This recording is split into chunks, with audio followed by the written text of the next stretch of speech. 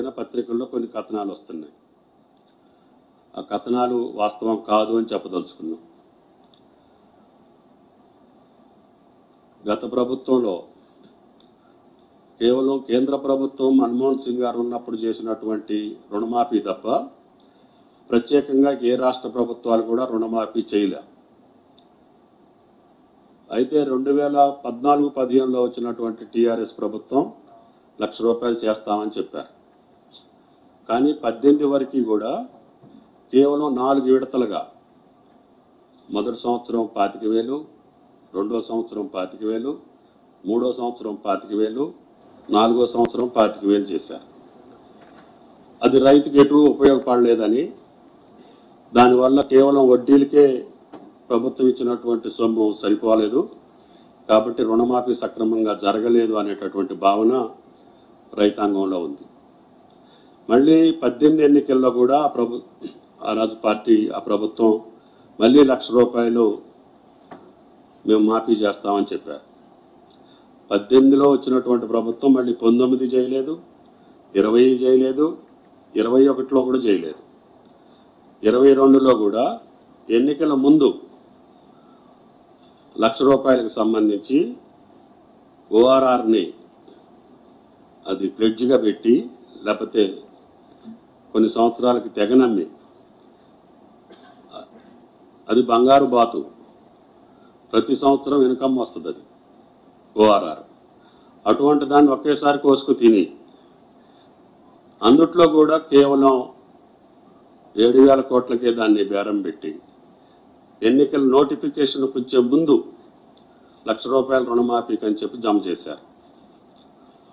చేస్తే అందుట్లో మళ్ళీ 1,400 కోట్లు ఖాతాలు వెరిఫికేషన్ పర్ఫెక్ట్గా లేవు, టెక్నికల్గా ఇబ్బంది ఉందని చెప్పి మళ్ళీ ప్రభుత్వానికి రిటర్న్ వచ్చినాయి. మిగతాటిని రుణమాఫీయే చేయలేదు.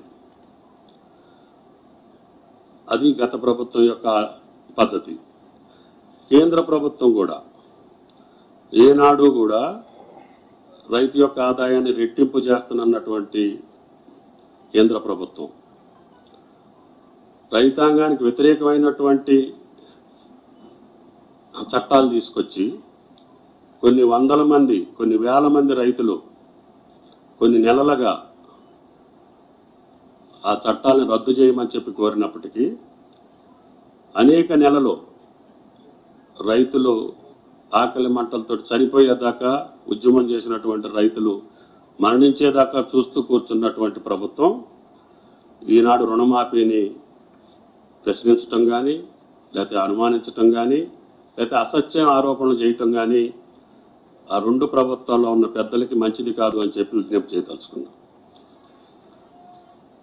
కాంగ్రెస్ పార్టీ వరంగల్ డిక్లరేషన్లో గౌరవ రాహుల్ గాంధీ గారు ఇచ్చినటువంటి మాట ప్రకారంగా మొదటి పంట కాలానికే ₹2,00,000 రుణమాఫీ చేస్తాము అని చెప్పి కాంగ్రెస్ పార్టీ వాగ్దానం చేసింది. గత చరిత్రలో ఎన్నడూ లేనటువంటి విధంగా, ఏ ప్రభుత్వం తలపెట్టనటువంటి విధంగా ఒక సాహసోపేతమైనటువంటి కార్యానికి కష్టాల్లో ఉన్నటువంటి ప్రభుత్వం, ఆర్థిక ఇబ్బందుల్లో ఉన్నటువంటి ప్రభుత్వం, ఆర్థిక వ్యవస్థని చిన్నాభిన్నం చేసి అభూత కల్పనలతోటి కాలం గడిపినటువంటి విధానానికి భిన్నంగా అన్నమాటని నిలబెట్టాలనే ఉద్దేశంతో ఈ 2,00,000 రుణమాఫాన్ని ఎత్తుకెత్తుకున్నాం. దానికి ఇబ్బందులున్నా మిగతా సెక్టార్స్లో అడ్జస్ట్ చేసుకొని ఇప్పుడు 2 విడతలుగా రిలీజ్ చేసాం. 3వ విడత కూడా ఈ నెలలో చేయదలుచుకున్నామని చెప్పి సాక్షాత్తు ముఖ్యమంత్రి గారు చెప్పారు. 2,00,000 వరకు ఈ నెలలో పూర్తి చేసి అన్నమాట ప్రకారంగా కాంగ్రెస్ ప్రభుత్వం రైతాంగాన్ని ఆదుకోవటం కోసం ఈ ప్రక్రియను హర్షించాల్సింది పోయి, సమర్థించాల్సింది పోయి, సహకరించాల్సినటువంటి పెద్దలు కూడా రాజకీయ విమర్శలు చేయటం దురదృష్టం. కాబట్టి రైతాంగాన్ని యొక్క మనోధైర్యాన్ని దెబ్బతీయకుండా ఇంత చారిత్రకమైనటువంటి నిర్ణయం చేసినటువంటి ప్రభుత్వాన్ని అభినందించకపోయినా పర్వాలేదు, అడ్డంకులు సృష్టించొద్దని చెప్పి ఆ ప్రభుత్వాలకి, ఆ రాజకీయ పార్టీలకి విజ్ఞప్తి చేస్తున్నాం. కాబట్టి దయచేసి చాలామంది చాలా రకాలుగా వాళ్ళు చేసినటువంటి తప్పిదాలను కప్పిపుచ్చుకోవటం కోసం రైతాంగాన్ని అడ్డం పెట్టి రైతాంగం ద్వారా రాజకీయ లబ్ధి పొందాలనే దురాలోచన మీరు సఫలీకృతం కాదు అని చెప్పి ఈ సందర్భంగా చెప్పదలుచుకుంది. కాబట్టి ఇప్పుడు వరకు చేసినటువంటి రుణమాఫీలో సుమారు 30,000 ఖాతాలు సాంకేతిక పరంగా ఇబ్బందులు వచ్చినాయి. బ్యాంకుల వల్ల కొన్ని సమస్యలు వచ్చినాయి. వాళ్ళు డేటా పంపించే దాంట్లో కొన్ని బ్యాంకులు పొరపాటున కొన్ని ఖాతాలు పంపించలేదు. మేమేం అడిగాము, అసలు రాహుల్ గాంధీ గారు ప్రకటించిన తేదీ నుంచే మేము రుణమాఫీ చేయాలి అంటే అది మే 22 నుంచే వాస్తవంగా ప్రభుత్వ వాగ్దానం ఆ రోజు చేసినటువంటి వాగ్దానం.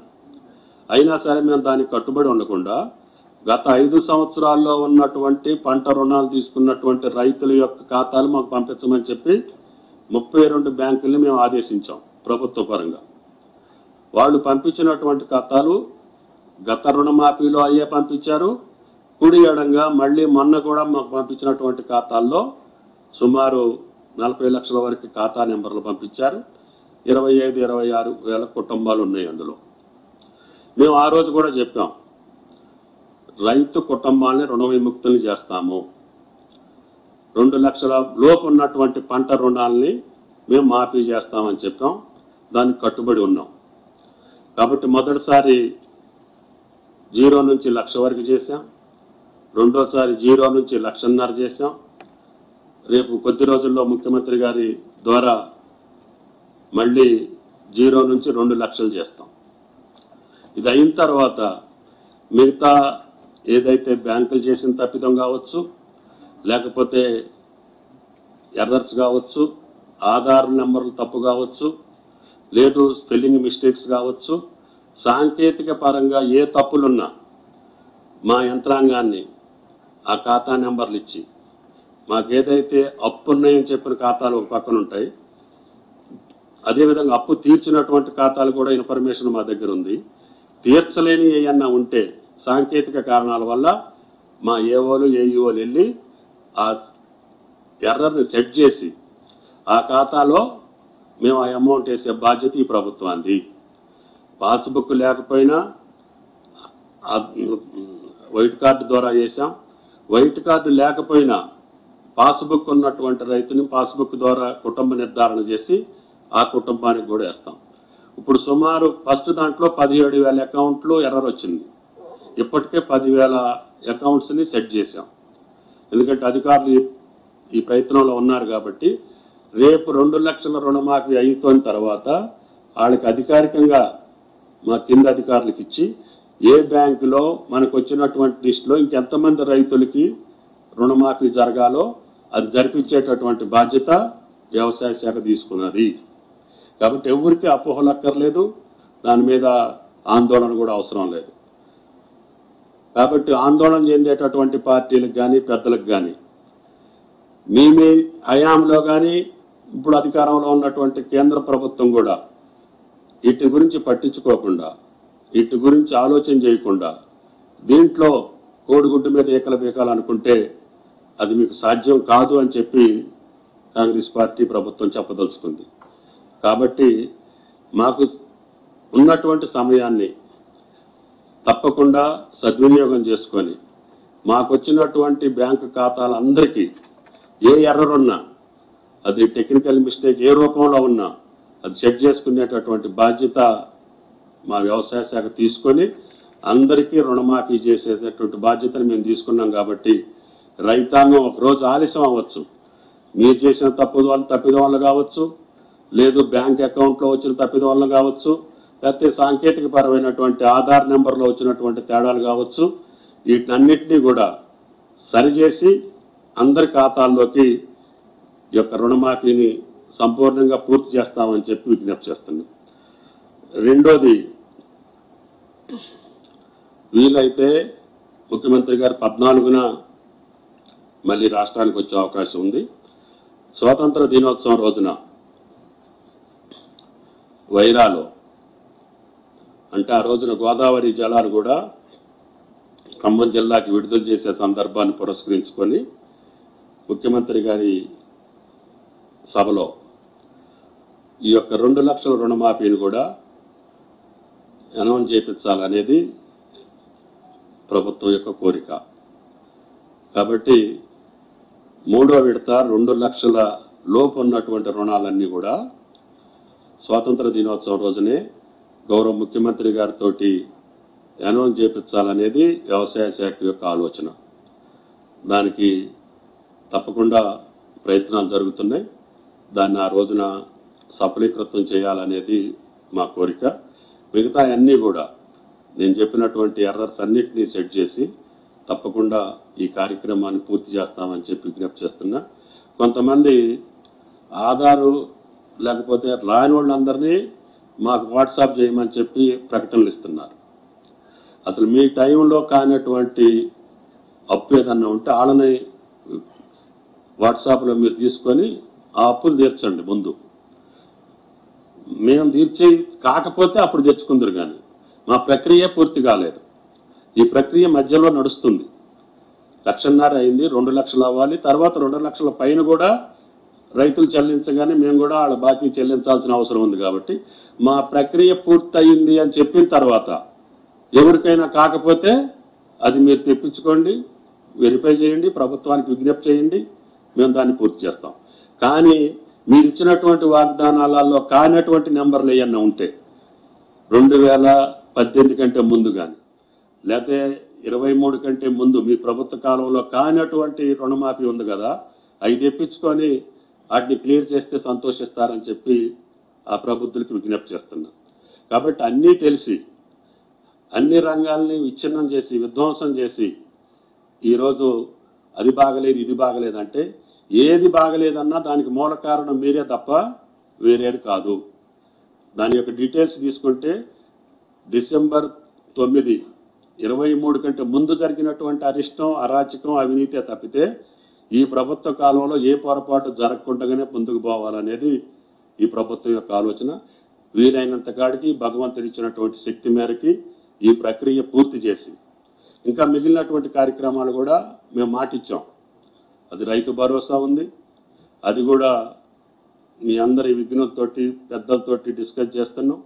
అది పంట వేసినటువంటి వ్యవసాయం చేసినటువంటి రైతుకి ఇవ్వాలనేది.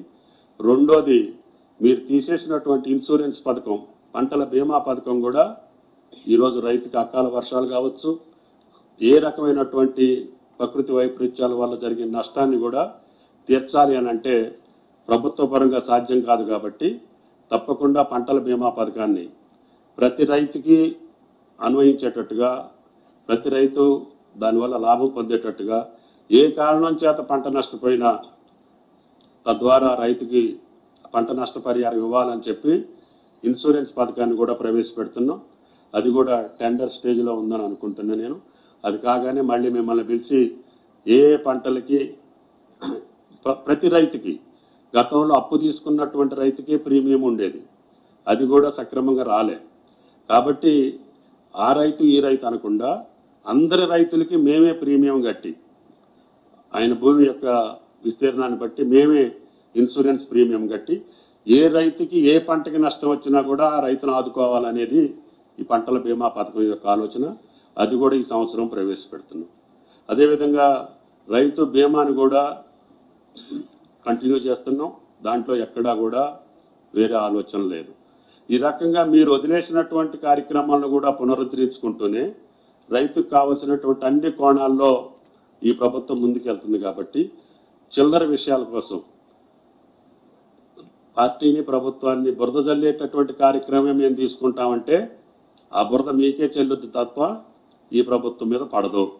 కాబట్టి మళ్ళీ ఒక్కసారి మీరు రైతాంగ దృష్టిలో పెట్టుకొని వాళ్ళ మనోభావాలను దృష్టిలో పెట్టుకొని సంతోషంగా పంటలు వేసుకుంటున్నటువంటి రైతుల్ని మీ యొక్క చిల్లర మాటలతోటి, అభూత కల్పనలతోటి, అబద్ధాలతోటి, అసత్యాలతోటి రైతాంగాన్ని ఎక్కడా కూడా వాళ్ళ మనోధైర్యాన్ని దెబ్బతీయకుండా ఈ సంవత్సరం చరిత్రలో లేనటువంటి విధంగా పంటల యొక్క దిగుబడి రావాలని, ప్రతి సెంటు పంట బండి రైతులు సుఖ సంతోషాలతో ఉండాలని, దానికి కావాల్సిన అన్ని సహాయ సహకారాలు అందిస్తామని చెప్పి విజ్ఞప్తి చేస్తున్నాం.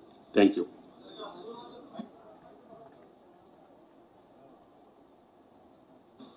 ఇంకా విఘ్నుల నుంచి, రైతు సంఘాల నుంచి, రైతుల నుంచి అభిప్రాయ సేకరణ పూర్తి కాలేదు.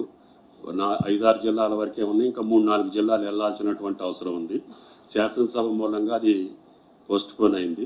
ఆ జిల్లాల ప్రక్రియ అయిన తర్వాత మీలాంటి విఘ్నులతోటి కూడా చర్చించి నిజమైనటువంటి రైతుకి, పంటేసినటువంటి రైతుకి అందాలనేది ఏకైక కోరిక. అరువులు మేము గతంలో కూడా చెప్పాం. గతంలో చేసినటువంటి రైతు బంధు వల్ల పంట వేయనటువంటి భూములకి 25,000 కోట్లు 5 సంవత్సరాల్లో పంట వేయనటువంటి భూముల ఖాతాల్లోకి వెళ్ళినాయి అని చెప్పాం. మళ్ళీ అది జరగకుండా వెళ్ళాలి అంటే ఏం చేయాలనేది ఆలోచన ఉంది. కొన్ని సాంకేతిక పరమైనటువంటి ఇబ్బందులు వస్తాయి. కౌలు రైతు అనే దగ్గర ఇంకా క్లారిఫికేషన్ కావాలి. కాబట్టి ఇంకా రైతాంగాంతో సంప్రదించిన తర్వాత తప్పకుండా రైతు భరోసాను కూడా కంప్లీట్ చేసే బాధ్యత ప్రభుత్వాన్ని. కొంచెం ఆలస్యం అయితే మాత్రం అవుతుంది. సార్ మంత్రి గారు, గత నెల 20వ తేదీన మీరు ప్రెస్ మీట్ పెట్టారు. ఈ రుణమాఫీ మీదనే 3 లక్షల ఖాతాలకు సంబంధించి టెక్నికల్ ఎర్రర్స్ ఉన్నాయి, దాని మీద మా వాళ్ళు వర్క్ చేస్తున్నారు అని అన్నారు. మీరు ఇందాక ఇదే ప్రెస్ మీట్లో లాస్ట్ టైం 1 లక్ష లోపు రుణాలు కావచ్చు, 1.5 లక్ష లోపు రుణాలు కావచ్చు, కేవలం 17,000 తర్వాత 30,000 మాత్రమే చెప్పారు.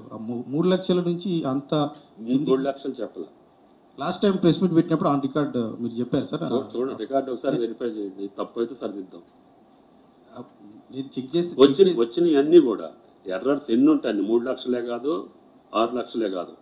మాకు ఎర్రర్స్ ఇచ్చినా కానీ మాకు వస్తాయి.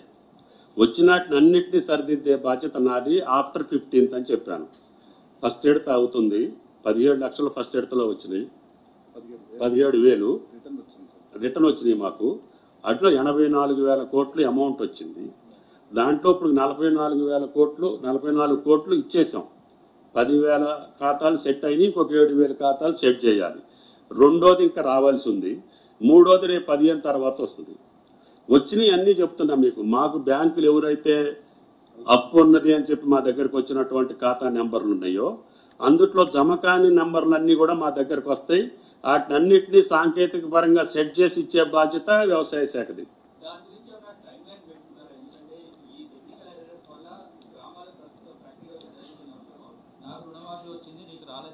చర్చ వాళ్ళ రైతుల్లో జరుగుతుంది. అదొక చిన్న అసంతృప్తికి దారితీస్తుంది. ప్రాక్టికల్ గా జరుగుతున్నది. అందుకని రేపు 15th అయిపోయిన తర్వాత మా క్షేత్రస్థాయి అధికారులకు ఆదేశాలు ఇచ్చి మా దగ్గర రైతు సమాచార పత్రం అని ఒక యాప్ ఉంది. ఇట్లా పాలన TV9 అని నొక్కితే, అంటే మీ ఆధార్ నెంబర్ నొక్కితే మీ డీటెయిల్స్ అన్నీ వస్తాయి. ఎందుకు మీకు జమ కాలేదు, కారణం ఏంటి, ఆధార్ నెంబర్ తప్పుందా, లేకపోతే మీ వైట్ కార్డ్ లేదని ఆగిందా, పాస్బుక్ లేదని ఆగిందా, ఏంటి స్పెల్లింగ్ మిస్టేక్ అని ఆగిందా, మీ పేరు శ్రావణ కుమార్ అంటే ఇంకేదన్నా పెట్టారా, సర్నేమ్ పెట్టారా, వివిధ కారణాలతో ఆగితే ఆ కారణాలను మేము సెట్ చేసి బ్యాంక్ అధికారి దగ్గర కూర్చొని మీ ఖాతాలో వేసే బాధ్యత మాది. అది ఆఫ్టర్ 15th క్షేత్రస్థాయి అధికారులకు అధికారం ఇస్తాము. సుమారు రేపు నెంబర్ ఎంత ఉంటుంది, మోర్లీ 6 లక్షలు ఉండొచ్చు, 6,000 కోట్ల దగ్గరకు ఉంటుంది. సార్ ఇప్పుడు సార్ మన మిడ్ మానేర్, ఎగువ మానేర్ కావచ్చు, మిడ్ మానేర్, మన ఎగువ మానేర్, దిగువ మానేర్ కింద పంట చాలా మంది రైతులు వేయలేదు సార్. అంటే వాళ్ళకి ఎలాంటి చెప్పదలుచుకున్నారు? వాటర్ ఇప్పుడు కాళేశ్వరం నుంచి గతంలో ప్రభుత్వం వాటర్ నింపింది, ఇప్పుడు దాని కింద పంటలు వేయలేదు వాళ్ళ రైతులకు. అంటే మీరు ఎట్లా దాన్ని నింపుతా అంటున్నారా, లేకపోతే ఎట్లా ఏదని? అది ఈ సందర్భంగా అది మీరు అడిగింది. ఇంకా ఆగస్టు, సెప్టెంబరు మనకి మాన్సూన్ సీజన్ ఉంది. ఇంకా మనకి 1000 మిల్లీమీటర్ల చిల్లర పడాలి నార్మల్గా పడాలంటే. ఈరోజే నాసిక్ ప్రాంతంలో వర్షాలు పడుతున్నాయని తెలుస్తుంది. గోదావరికి 12,000 క్యూసెక్లు సుమారు ఇప్పటికీ ఇన్ఫ్లో ఉంది. భవిష్యత్తులో ఇంకా 10 అడుగులు వస్తే శ్రీరామ్ సాగర్ కూడా ఫుల్ అవుతుంది. శ్రీరామ్ సాగర్ ఫుల్ అయితే ఫ్లడ్ ఫ్లో ద్వారా మిడ్ మానేర్కి, అదేవిధంగా LMDకి వస్తాయి. తద్వారా రాకపోతే కూడా ఈరోజు అల్లంపల్లి నుంచి కూడా మిడ్ మానేర్కి లిఫ్ట్ చేస్తున్నారు. తప్పకుండా గోదావరి నీళ్లు ఈ కాళేశ్వరం, అన్నారం, సుందిళ్ళ నుంచి లిఫ్ట్ చేసేటటువంటి అధికారం, అవకాశం లేదు.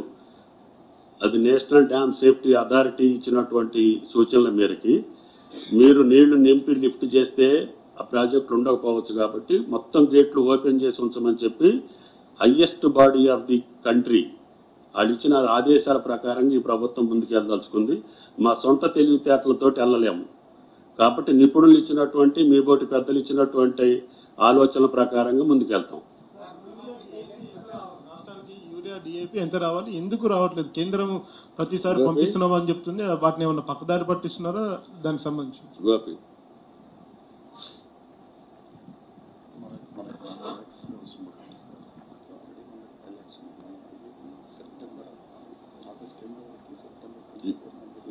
సార్ అడిగేది ఏంటంటే ఈ రోజుకి రావాల్సింది వచ్చిందా రాలేదా?